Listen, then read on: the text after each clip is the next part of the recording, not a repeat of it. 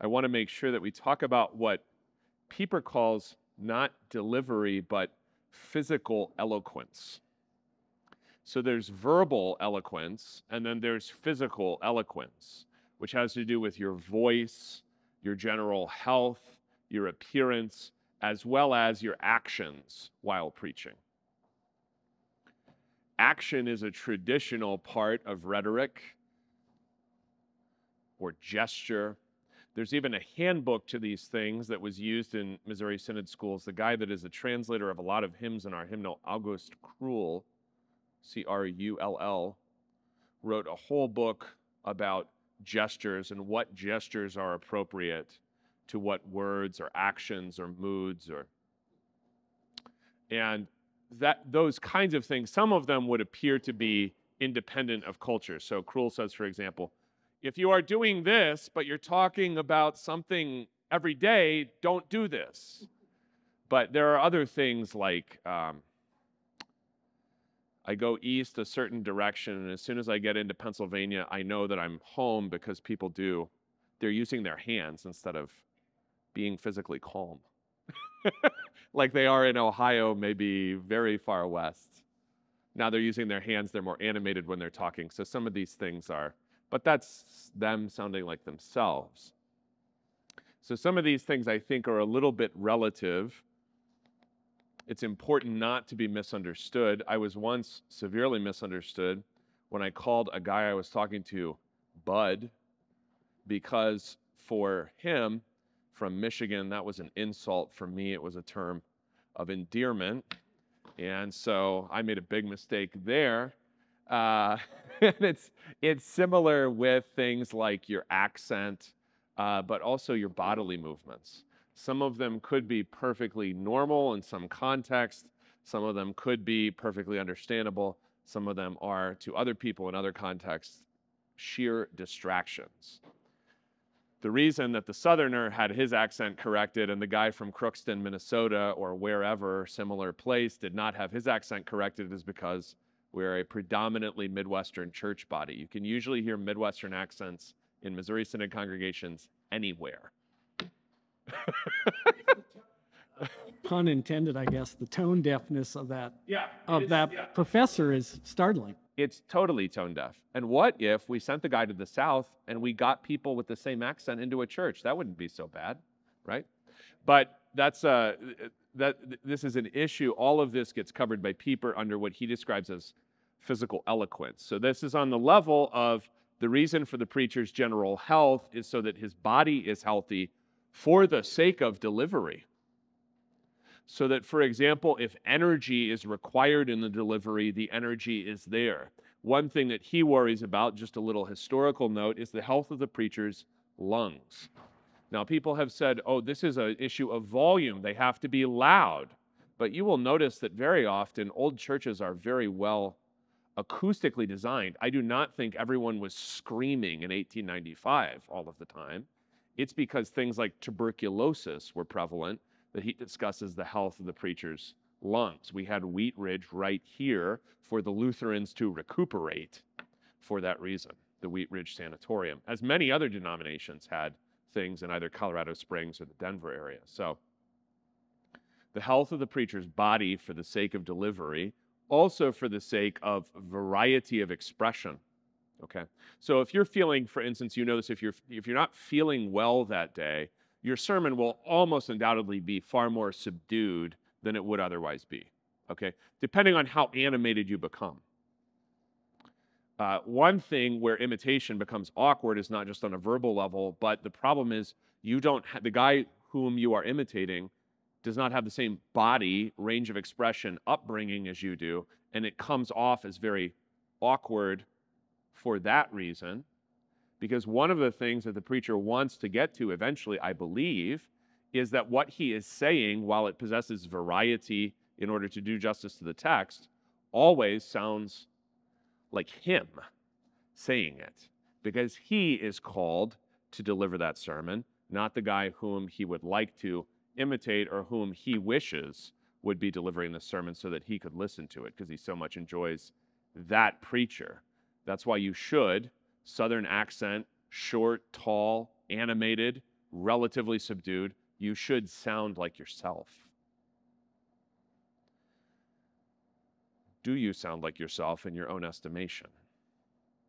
There's a phrase that relatively few of these sort of metaphorical phrases exist in both English and German. One that does is red thread, like a red thread running through things. Another one is something called pulpit voice, or even more vividly, only in English, stained glass voice. That is, here's how I sound when I'm teaching Bible study. Here's how I sound when I'm eating lunch with you. But then when I preach, I'm a whole different person. Okay. Stained glass voice. Do you have it? Do you want to defend it? Do you want to decry it? Okay. I mean, I don't think I'm precisely the same when I'm conducting the liturgy as I am when I'm sitting here with my collar off. Okay, just whatever, at 4 o'clock in the afternoon.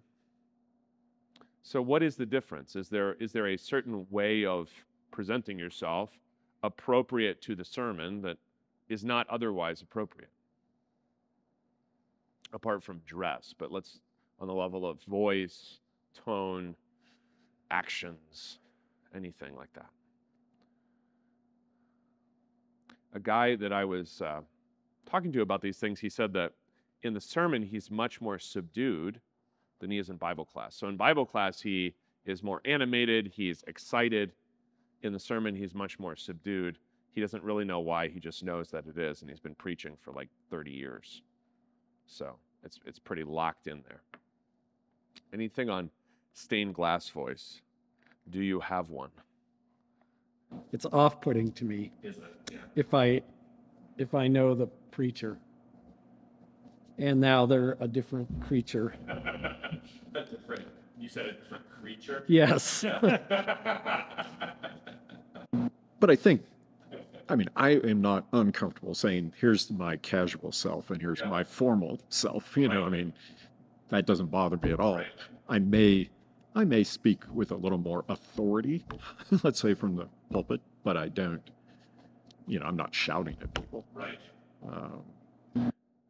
For some guys, there is an enormous difference between sort of, this is not just particular to preaching, but there's an enormous difference between them in private and them in their public pastor role. And I think there are all kinds of reasons for that. Some of them are obviously familial or psychological, but some of them I think do have to do with what the guy thinks he's doing versus when he's not having to do that.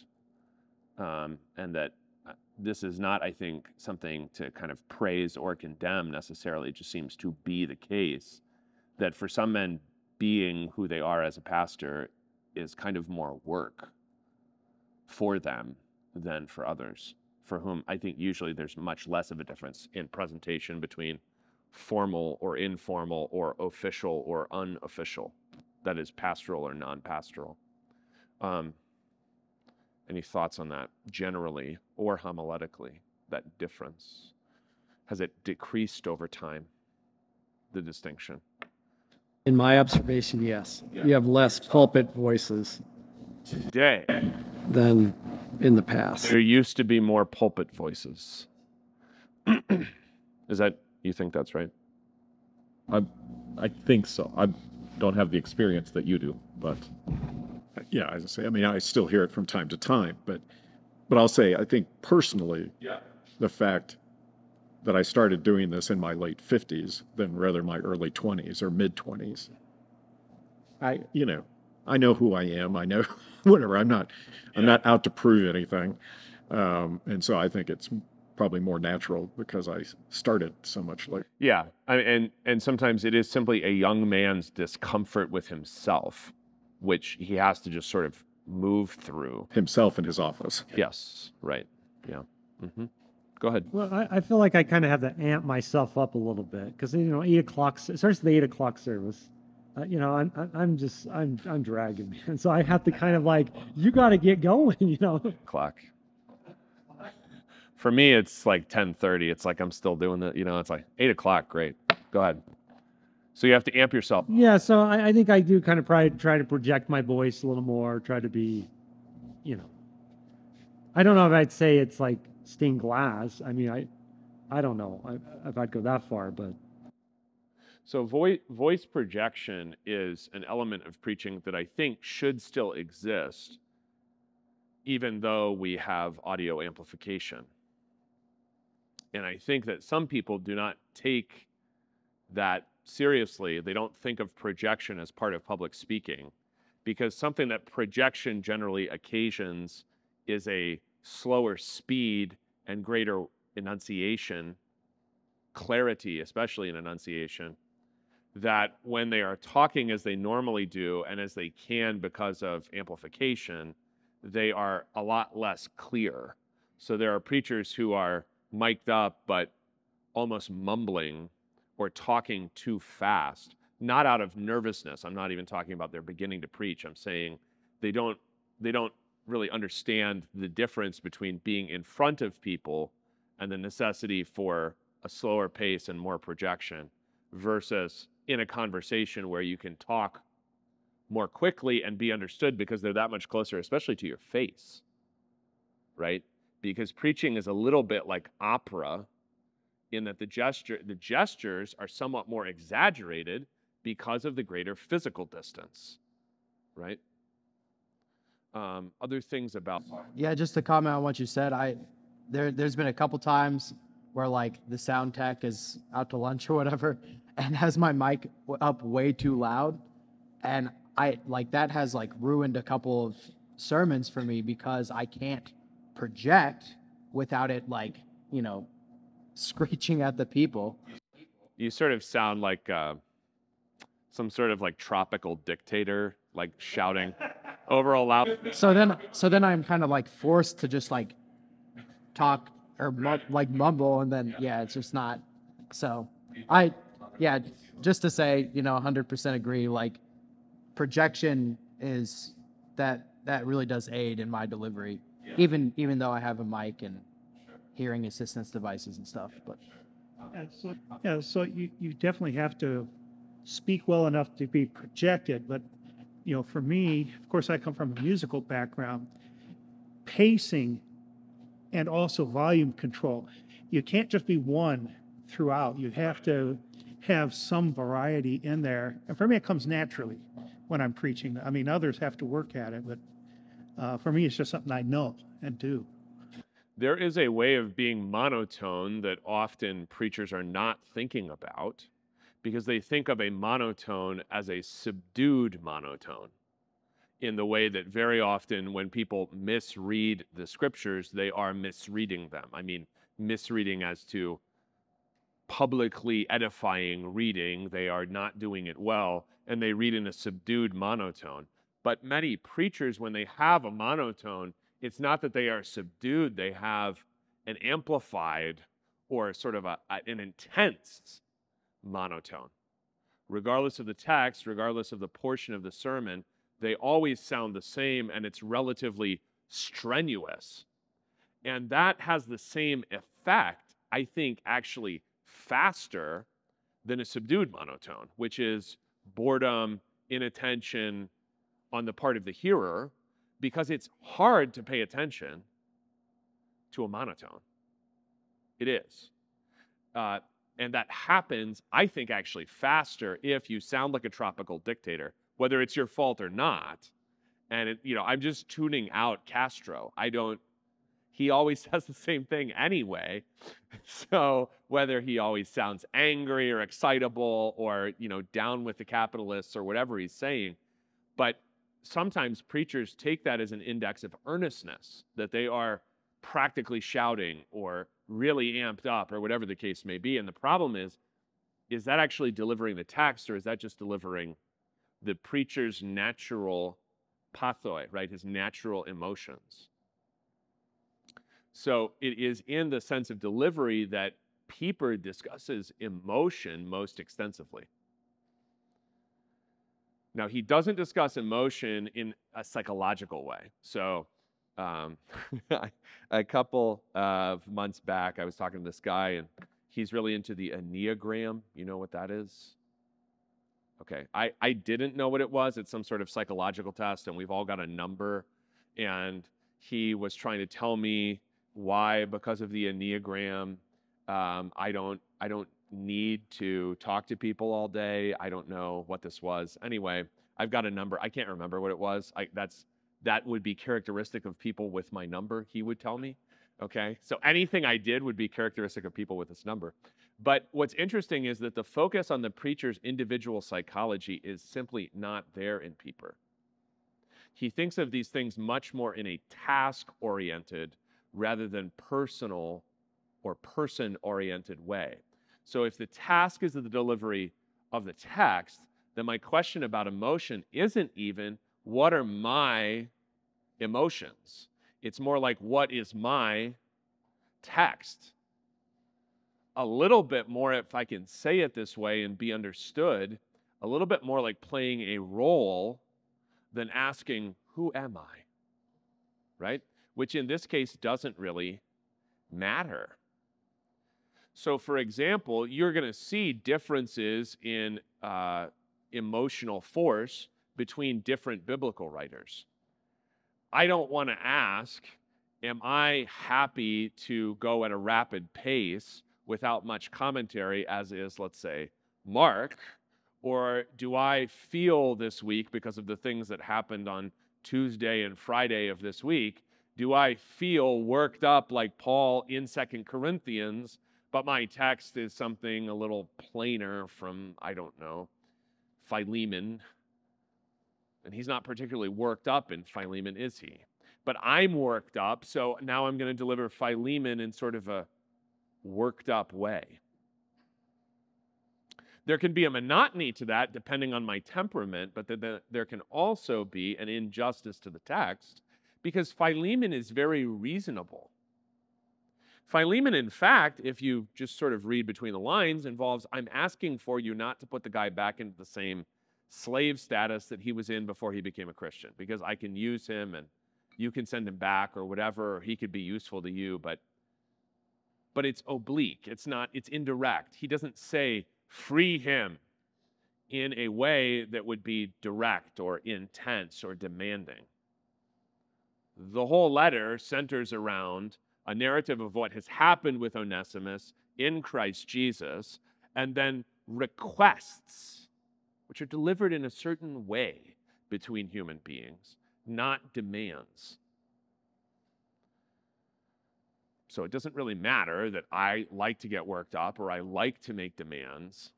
I'm trying to preach Philemon, not 2 Corinthians 2 or 12, where he is worked up, but he doesn't make demands, really. So when he talks about emotion, his interest is, am I giving emotion pertinent to the text? The other thing that he says is, if I render the emotion correctly, that will enable the hearer to have the emotion appropriate to the text. Now that might sound a little, I don't know, right? But think about the difference here, and I'll just give you an example. In the Episcopal Church, one of the things that I did, and it sort of set me on the path to the ministry, was that I was in charge of the campus ministry. And so we would have these Wednesday Eucharists, and I would find the readings and then have them read and everything. And one time I was reading Psalm 38. I'm just going to find it and give you a little sample.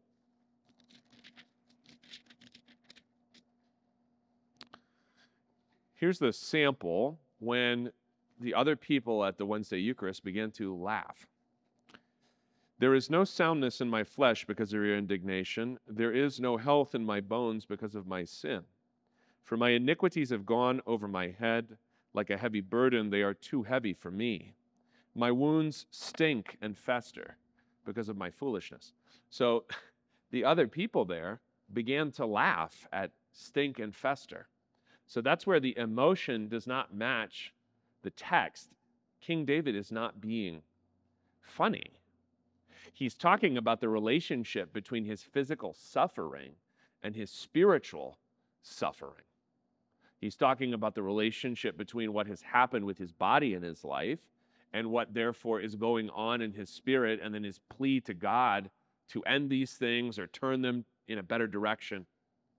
So that's where the emotion did not match the text, but why didn't it match the text? It's partly because they didn't feel it incumbent upon them to receive the Bible seriously. More particularly, when I'm delivering the sermon, if I can't get the congregation to understand very generally the affect, but specifically the emotion of a text in the way that I present it, then there is at least some slight, perhaps large, in the case of I read the Bible, they laugh, some large injustice done to God's word, that it's not received in a way fitting to it, right? So in this way, emotion is not something that I think of as performative or I just need to be me or something silly like that. I think of emotion like word choice or gestures or the way that I choose to deliver the sermon as also in service to the text. Right? Also in service to the text. So it's not always the same. My tone is not always the same because I want it to serve the text. I find that to be very difficult. Relatively easy to put it in logical service to the text, and that's what we spent the majority of the week on. Relatively difficult to control myself and to put myself in the background so that the text can speak, especially specifically in the ways that it does, in the ways that Philemon differ from 2 Corinthians, even with the same man, let alone Ecclesiastes. Right? Other delivery things that we want to discuss. We talked about manuscript, no manuscript earlier. I'm happy to relate what Pieper says about that, but before we do that, other delivery things we want to discuss before we go there. Anybody? Hands, do you move your hands around? Sometimes it's hard. Sometimes vestments can be in my way.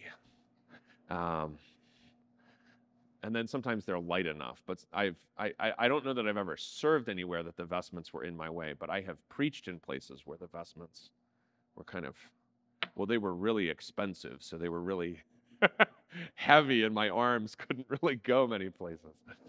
Any other delivery things before we talk about manuscript, no manuscript? Okay, so let's say what Pieper says and then see why he says it that way. And we'll stop at about 11:30. Pieper has different recommendations about manuscript depending on the preacher's experience. His recommendation when you're starting is that you write everything out. In fact, it's not really a recommendation, it is a charge that you write everything out. His charge, much less his recommendation, is never that you read it. Whether when you're starting or later on when he says it's safer, you have a sense of things, you can preach what is essentially what we might call a mental outline. His recommendation is either that you memorize the manuscript or that you deliver an outline mentally composed, perhaps noted in a small way. And this really does not differ from Kemmerer. So this is the mystery to me, is when, and I think we referenced this earlier in the week, when we switch to predominance of reading of sermons. I mean, reading. I don't mean that you have a manuscript or you don't. I mean that you are reading something, obviously. I don't know when that happened, and I don't really know why. When you were trained to preach, especially if you have a little bit more experience than other people in the room, were you trained to preach without notes? That was the recommendation. That was the recommendation. Were you trained to do it? No. Okay. Because that's kind of like we've said, some of us had to read Kemmerer and some of us were assigned Kemmerer but didn't have to read it. So if they say, well, preaching without notes is recommended, but you're not trained to do it, obviously the outcome will be different than if everyone has to. Dwight, what were you trained to do? I think we were given a choice. I can remember in vicarage, My supervisor said, you will preach without notes at least once. Yeah, supervisor. Yeah. Supervisors do things like that. Pastor Bauer, what were you trained to do in delivery? I believe that we were not trained to do anything in particular. The worst memory I have is Hank Eggold made us memorize our sermon that we had to deliver to the class. Yeah. And I have an abysmal memory, right? And so I'm sitting there trying to memorize. Everybody, Eggold says, okay, I want you to start with your second part, right? Well, I can't even get the first part down. I go up there and Eggold says, yeah, you think, we're going to start with the first part now. And so thanks be to God, I had memorized enough that just as I was getting to where I had nothing left, he said, okay, that's enough. It's the worst day of my life. It sounds like it went better than you make it sound. Yeah. Dale Meyer, I guess, when he was teaching at St. Louis, one of his techniques I heard was that he would have the students write out their sermons. They would come to class, he'd say, give me your sermon. They'd hand it to him, he said, now preach it. Surprise. Just to see how much you know. There is a certain value in just being thrown into the pond instead of you get your guppies class, and then you get your dolphins class, and then now you're in the shark swimming class, and you're getting just a little. Sometimes it's good. I learned how to swim this way. Just go in. You just have to. And with preaching, it was similar, that I was not trained any particular way to deliver. I think I was trained to use a manuscript probably originally. And I had a nursing home service that I had to do as part of my field work at the seminary.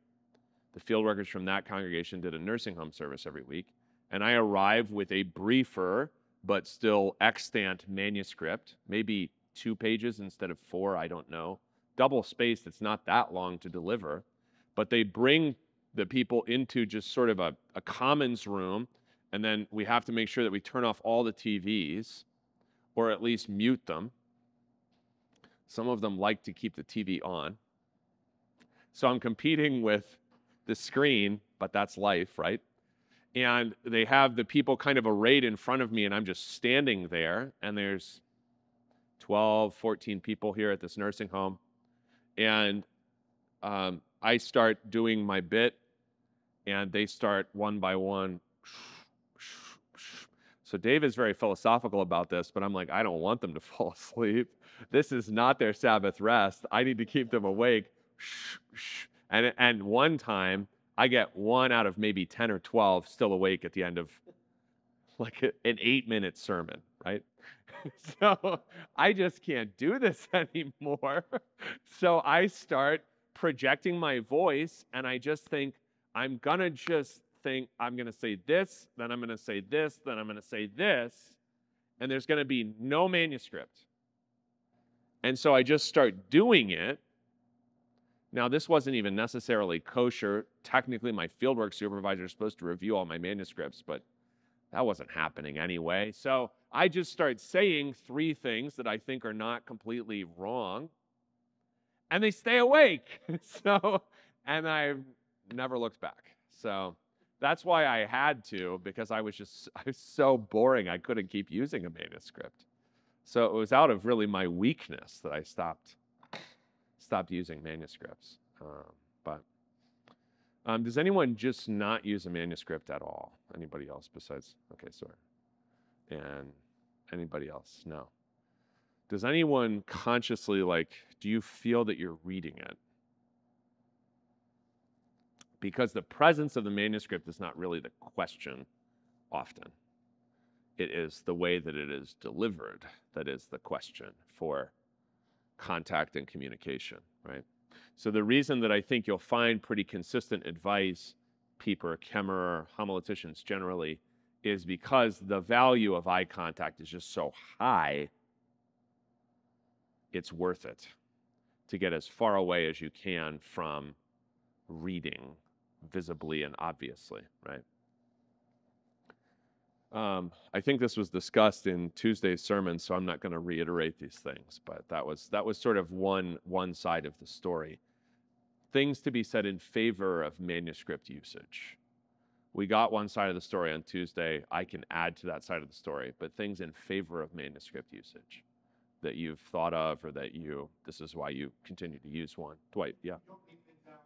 You don't leave things out. Yes, that is a danger. Especially, I notice in myself when I have to do 3 services, for example, and it's supposed to be the same sermon, and I just slightly tweak it, and then especially illustrations. Go ahead.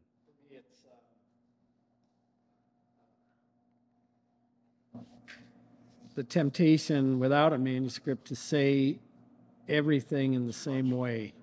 Oh, okay. No, to choose. Right.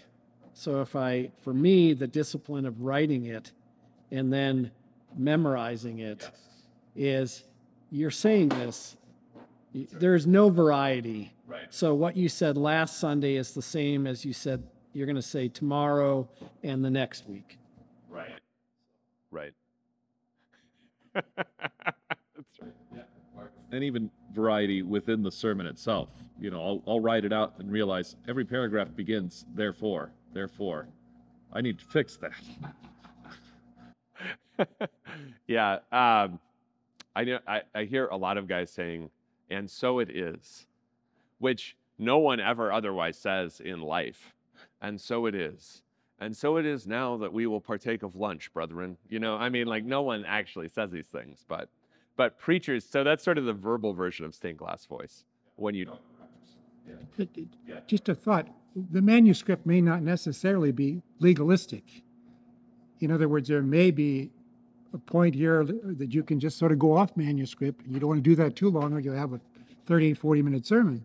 But just a little bit, you have a little bit of freedom. Okay, so I would say, and I was realizing this, especially when you guys were describing your writing process, is that the discipline that you're putting into the writing process, I'm putting into the outlining process. Because if I don't fix it there, it's going to be bad when it comes out. It has to be good in outlining because the actual delivery is purely oral. So if I don't outline it the right way, then it's going to be a total mess. Whereas the reason that if you're using a manuscript, it's going to feel like you're wandering away is because your discipline was in writing and that's not written. So now you're doing something that is probably unforeseen or undisciplined, essentially extemporaneous. And so it's going to feel rant-like very easily because because you didn't discipline yourself, because your discipline is the writing, right? Your discipline is the writing. Yeah. Other delivery discussions, other delivery questions that we have. I just think the eye contact thing is it's really key. Well, the payoff is so big. It is, and there are a lot of preachers that will be talking to you, making a great point, and they're looking everywhere. Dave, that's a really great point that you just made there. Every time, right just over your head, maybe like 9 feet in the air. Yeah.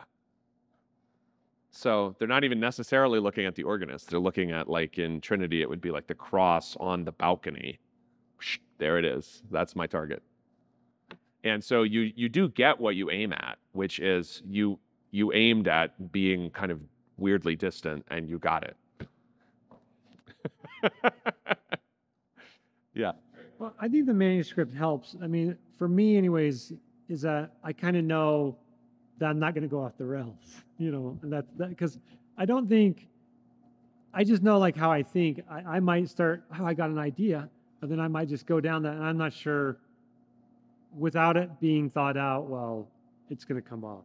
And so I think that's why I think it's helpful. But also, I do notice there's times when I'm preaching it, I'm like, as everything slows down because I have that manuscript, and then I'm able to start noticing things like people in the back too. Like I start noticing weird things, like everything just kind of slows down. And then I can add stuff if I think of it at that moment. But if I didn't have that, I think I'd get a little more nervous and like, where am I going with this? Yeah, you have to have forethought and discipline somewhere in the process. And if it's not there, then it doesn't matter whether you have a manuscript or don't. And some guys have a manuscript and read it and deliver garbage because they didn't discipline themselves when they wrote it out. Yeah. Dwight, go ahead. I was going to say, I was told that Oswald Hoffman, Speaker of the Lutheran Hour, had a particular technique when he was preaching live in an assembly, that he would sort of lean over like this, and he would speak part of it, and it would just, somehow it was a way of focusing on one particular person that somehow would catch that person's attention for the rest of the sermon, because just as, He also used his Greek New Testament as sort of like holds it up like this. Yeah, he was, if you ever not only hear his sermons, but you see old video of Ozzy Hoffman, he was a performer in a way that many are not. And I'm not saying, I'm not silently defaming him. I'm from the East Coast. I wouldn't do that. Yeah. But he was a pulpiteer as well as a preacher. He had a performance aspect to what he's doing. Yeah.